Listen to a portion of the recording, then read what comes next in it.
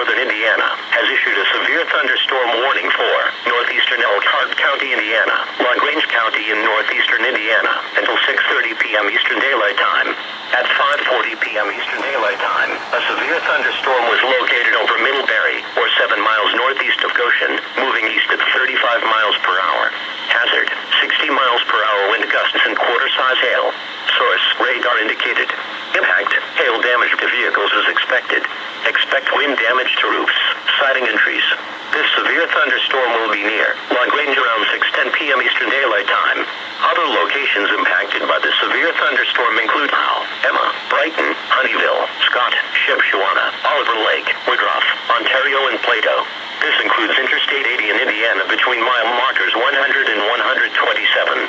Prepare immediately for large hail and deadly cloud-to-ground lightning.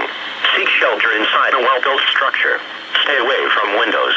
Repeating, a severe thunderstorm warning has been issued until 6:30 p.m. Eastern Daylight Time for the following counties in Indiana: Elkhart and LaGrange.